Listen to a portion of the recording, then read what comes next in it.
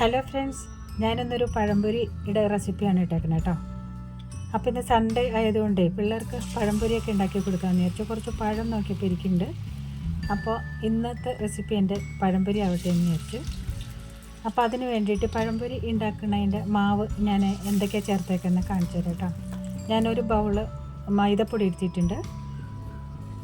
പിന്നെ മൈദപ്പൊടിക്ക് പകരം ആട്ട അല്ലെങ്കിൽ ഗോതമ്പ് പൊടിയൊക്കെ ചേർക്കാം കേട്ടോ. ഞാനിവിടെ മൈദപ്പൊടിയാണ് ചേർത്തേക്കുന്നത്. 2 ടീസ്പൂൺ അരിപ്പൊടി കൂടി ചേർത്തിട്ട് ഒരു 1/4 ടീസ്പൂൺ മഞ്ഞൾപ്പൊടിയും കൂടി ചേർത്ത് കളറ് കിട്ടാൻ വേണ്ടിയിട്ടാണ് കേട്ടോ. പിന്നെ 2 ടീസ്പൂൺ പഞ്ചസാരയും കൂടി ചേർത്ത് 1/4 ടീസ്പൂണ് ഉപ്പും കൂടി ചേർത്ത് ഈ മധുരത്തിൻ്റെ ഇത് ലെവലാവാൻ വേണ്ടിയിട്ട് കുറച്ച് ഉപ്പും കൂടി ചേർത്തിട്ടുണ്ട്. എന്നിട്ട് ചെറു ചൂടുവെള്ളത്തിൽ നന്നായി കുഴച്ച് ദോശ പരുവാക്കി എടുത്തിട്ടുണ്ട് കേട്ടോ. ഇതുപോലെ പതുക്കെ അല്ലെങ്കിൽ കട്ട കെട്ടിപ്പോവില്ല. അപ്പോൾ കുറേശ്ശെ വെള്ളം ഒഴിച്ച് പതുക്കെ കുഴച്ചെടുക്കുകയാണ് ഇത് കേട്ടോ. അപ്പോൾ ദോശ ഉണ്ടാക്കണതിൻ്റെ ആ ഒരു ഇതിലാണ് ഞാൻ ആ മാവ് എടുത്തേക്കുന്നത്. എന്നിട്ട് വെളിച്ചെണ്ണയിലാണ് ഞാനിത് ഉണ്ടാക്കിയേക്കുന്നത് കേട്ടോ. ഇത് ഒരു 5 പഴം ഞാൻ എടുത്തിട്ടുണ്ട്. അത് നെടുകെ കീറി എടുക്കുകയാണ് ഇത്. അപ്പോൾ ഈ വെളിച്ചെണ്ണ ചൂടായോ എന്നറിയാൻ വേണ്ടിയിട്ട് ഈ മാവ് ഇച്ചിരി ഒഴിച്ച് കഴിഞ്ഞാൽ പെട്ടെന്ന് അത് പൊന്തി വരും. അപ്പോൾ വെളിച്ചെണ്ണ ചൂടായിട്ടുണ്ടല്ലോ. അപ്പോൾ അങ്ങനെ പഴംപൊരിയൊക്കെ നമുക്കിതുപോലെ വറുത്തെടുക്കാം. ഒരു 5 പഴം എടുത്തിട്ട് 10 പീസ് എനിക്ക് കിട്ടിയിട്ടുണ്ട് കേട്ടോ. ഞാൻ ചെറുതൊന്നും ആക്കിയില്ല. ചെറിയ പഴം ആയതുകൊണ്ട് അത് 2 നെടുകെ മുറിച്ചാണ് ഉണ്ടാക്കിയെടുത്തത് കേട്ടോ. നല്ല പഴംപൊരിയായിട്ട് വന്നിട്ടുണ്ട്. മാവ് നന്നായിട്ട് കറക്റ്റ് കിട്ടിയാൽ തന്നെ നമുക്ക് പഴംപൊരിയുടെ ഇത് നല്ല ഭംഗിയിൽ കിട്ടും. പിള്ളേർക്കൊക്കെ ഏറ്റവും ഇഷ്ടമുള്ളൊരു ഇതാണ് പഴംപൊരി. അപ്പോൾ ഈ മാവിൽ മധുരവും കൂടി ഉള്ളതുകൊണ്ട്, പഴത്തിന് മാത്രമല്ലല്ലോ, മാവിൽ മധുരം ഉള്ളതുകൊണ്ട് പിള്ളേർ മാവിൻ്റെ ഇത് കഴിച്ചോളും. അപ്പോൾ നല്ല ടേസ്റ്റി ആയിട്ടുള്ളൊരു പഴംപൊരിയാണ് കേട്ടോ. അങ്ങനെ 3 ട്രിപ്പായിട്ട് ഞാൻ ഇത് വറുത്തെടുക്കുക ചെയ്ത്. പിന്നെ ചെറിയ പീസാക്കാം. അപ്പോൾ ഒത്തിരി നേരം തീയത് നിൽക്കണ്ട. ഞാനിത് അധികം ഫ്ലെയിമിലല്ല വെച്ചേക്കുന്നത് കേട്ടോ. തീരെ ലോയിൽ വെച്ച് കഴിഞ്ഞാൽ എണ്ണ കുടിക്കും. അത് കാരണം മീഡിയം ഫ്ലെയിമിലാണ് വെച്ചുണ്ടാക്കിയത് കേട്ടോ. അങ്ങനെ 2-3 ട്രിപ്പായിട്ടത് വറുത്തെടുത്തു.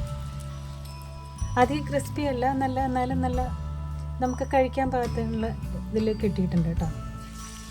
അപ്പോൾ ഇന്നത്തെ റെസിപ്പി പഴംപൊരി ആവട്ടെ എന്ന് വിചാരിച്ചു. ഞാൻ ഇതിന് മുമ്പ് ഇട്ടിട്ടുണ്ട്. പിന്നെ ഇത്തിരി വ്യത്യാസമായിട്ടാണ് ഇത് ഉണ്ടാക്കിയേക്കുന്നത്. മറ്റേതിനകത്ത് ഞാൻ കടലപ്പൊടിയും ഒക്കെ കലക്കിയാണ് ഉണ്ടാക്കിയേക്കുന്നത്. അപ്പോൾ ഇത് മൈദയും അരിപ്പൊടിയും മാത്രമേ ചേർത്തിട്ടുള്ളൂ. ബേക്കിംഗ് സോഡ അങ്ങനെയൊന്നും ചേർത്തിട്ടില്ല കേട്ടോ. അപ്പോൾ എല്ലാം നല്ല ഭംഗിയിൽ കിട്ടിയിട്ടുണ്ട്. പിള്ളേർക്ക് ഏറ്റവും ഇഷ്ടമുള്ളൊരു ഇതാണല്ലോ പഴംപൊരി. അപ്പോൾ 2 ട്രിപ്പ്. ഇനി ലാസ്റ്റ് ഒരു 3-4 പീസ് ഉണ്ട്, അത് ഒരുമിച്ച് അങ്ങോട്ട് വറുത്തെടുക്കുക കേട്ടോ. അപ്പോൾ ഇന്നത്തെ എൻ്റെ റെസിപ്പി ഇതാവട്ടെ എന്ന് വിചാരിച്ചു. പഴംപൊരി ഇന്ന് സ്പെഷ്യലൊന്നും ഉണ്ടാക്കിയില്ല. ബിരിയാണിയൊക്കെ ഉണ്ടാക്കാമെന്നുള്ള പ്ലാൻ ഉണ്ടായിരുന്നു. അതൊന്നും പറ്റിയില്ല. ഞങ്ങൾക്ക് പുറത്ത് പോകേണ്ട ഒരു ആവശ്യം ഉണ്ടായിരുന്നു. അതുകൊണ്ട് വൈകുന്നേരത്തെ സ്നാക്സ് ഇതാക്കാമെന്ന് വിചാരിച്ചു.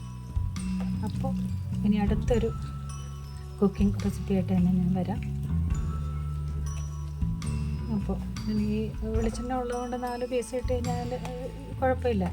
നല്ലോണം മുരിഞ്ഞ് നല്ല ഇതായിട്ട് വന്നിട്ടുണ്ട്.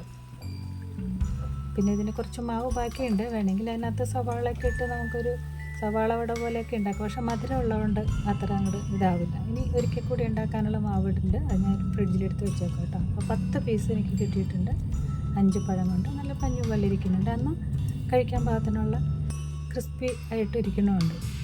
അപ്പോൾ എൻ്റെ ഇന്നത്തെ റെസിപ്പി ഇതാണ്. ഇനി അടുത്തൊരു നല്ലൊരു കുക്കിംഗ് വീഡിയോ ആയിട്ട് ഞാൻ വരാം കേട്ടോ, അടുത്ത് തന്നെ. അപ്പോൾ ഓക്കെ, താങ്ക് യു. അപ്പോൾ എൻ്റെ ഈ സ്നാക്സ് ഇഷ്ടമായെങ്കിൽ ലൈക്കും കമൻറ്റൊക്കെ ചെയ്യണം കേട്ടോ.